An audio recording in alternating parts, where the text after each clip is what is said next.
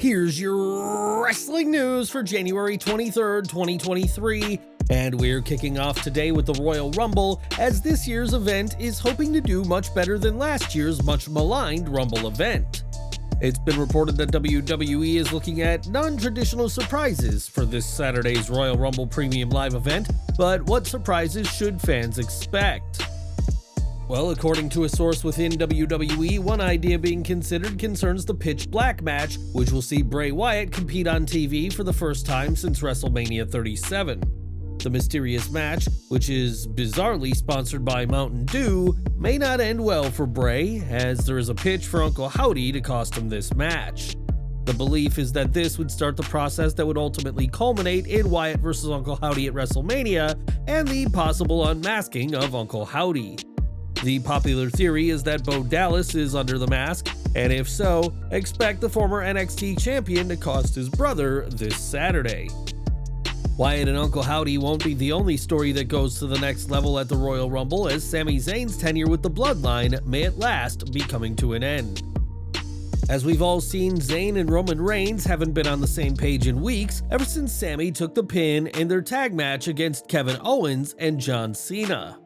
With the honorary Uce rumored to face Reigns at Elimination Chamber, a show that'll happen in Sami's native Canada, the split needs to happen soon and could be at the Rumble.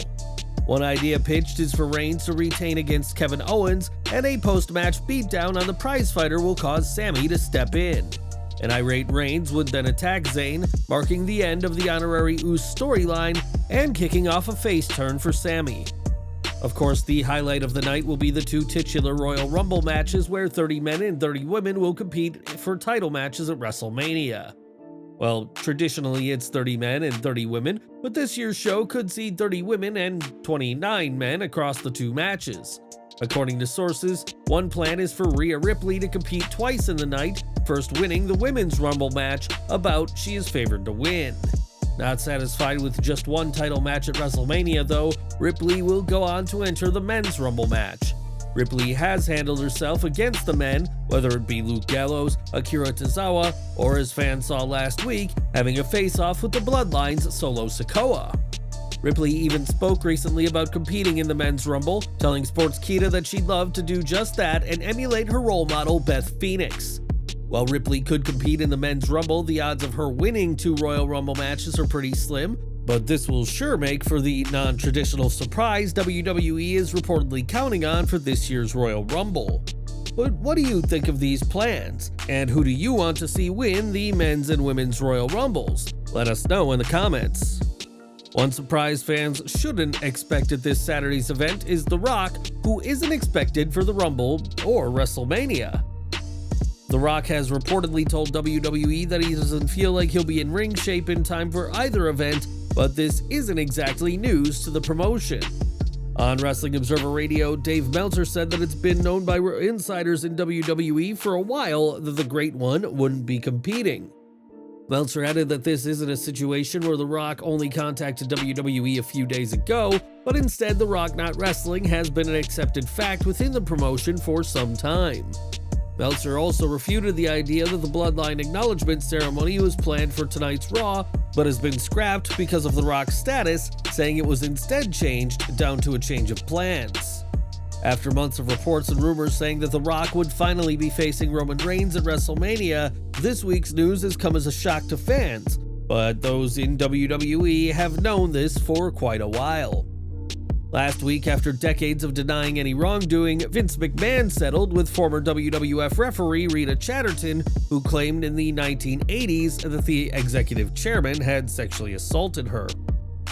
After this multi-million-dollar settlement was reached, McMahon's lawyer, Jerry McDevitt, issued a statement saying his client still denies this accusation, raising questions as to why he settled.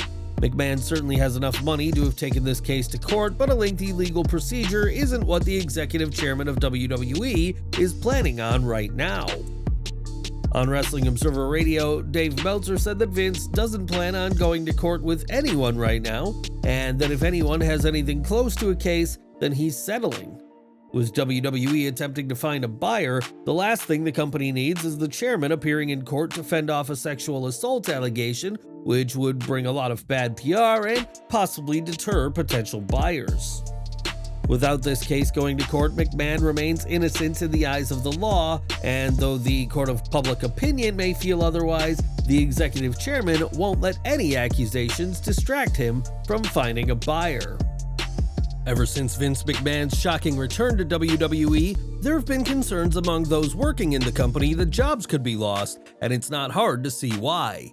There have already been multiple resignations and layoffs from WWE's corporate side, and while no talent have been cut yet, many feel it's just a matter of time.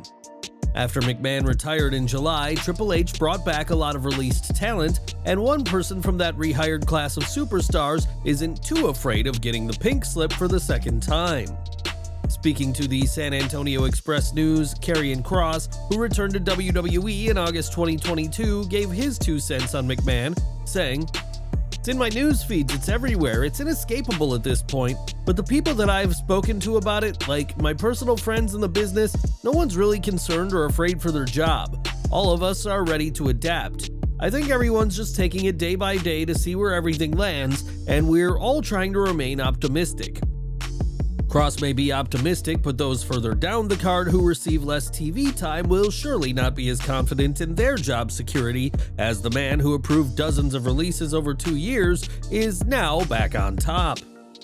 McMahon's shocking return to the position of WWE's executive chairman came following the departure of Stephanie McMahon this month, whose resignation came after the now infamous "nothing will change" meeting.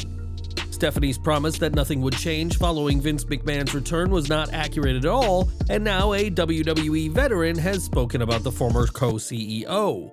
When TMZ Sports caught up with The Miz, they asked about McMahon's departure, and the 2-time WWE champion had nothing but love for Steph. "For me, she's always been one of the people you can talk to. She's done a lot for the company, and she's a really good person as well." The Miz added that it was Stephanie, who at the time was head of creative, that greenlit Miz and John Morrison's series The Dirt Sheet in the 2000s, which would give both men the chance to flex their characters. It would be the success of The Dirt Sheet that would lead to WWE launching their own YouTube channel, so when you tune in to see recaps of Raw and SmackDown, know that you have Stephanie McMahon to thank. At Wrestle Kingdom 17, the industry came together with talent from several promotions working the January 4th show. New Japan, Stardom, AEW, and even WWE all had talent appear on the card, and Kazuchika Okada hopes this is a sign of things to come. Speaking to Tokyo Sports, the new IWGP World Heavyweight Champion spoke about Wrestle Kingdom and is ready to talk to some important people about another crossover. "It would be interesting to have a Wrestling World Cup. It would be fun to have a big event on a global scale. We could have a tag team of Okada and Nakamura or Naito to fight for their country. If necessary, I will go see Tony Khan and Triple H." While several promotions will no doubt be on board with the idea, getting WWE to agree may be a tough one, given how the company has not played well with others in the past. Although WWE did allow Carl Anderson at Wrestle Kingdom, that was before Vince McMahon's return, so we'll have to see if Okada's crossover event could ever happen. Would you want to see this World Cup of Wrestling? And what interpromotional matches should happen?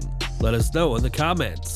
It's been nearly a year since Big E suffered a broken neck during a March 2022 episode of SmackDown, which has kept him on the shelf ever since. Big E recently confirmed that he will not be in the upcoming Men's Royal Rumble match, but the former WWE champion did recently reunite with his brothers in the New Day.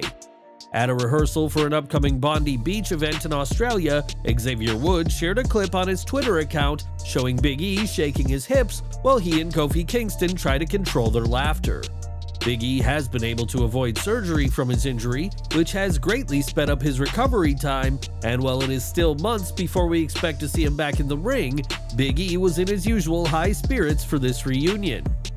Not only are the New Day great wrestlers, but they are 3 of the most charismatic talkers in WWE, so it only made sense a few years ago when the trio received their own podcast.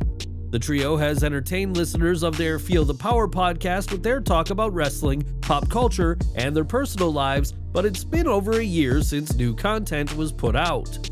Since October 2021, all fans have received is best of episodes, recapping previous episodes of the podcast, and there's the chance the show may never be what it once was. Fightful Select reports that the New Day is working towards restarting the podcast, but have encountered multiple problems, the biggest of which being Big E's injury. While Kofi Kingston said that they could record the show via Zoom, the dynamic is much better when all three are together in person.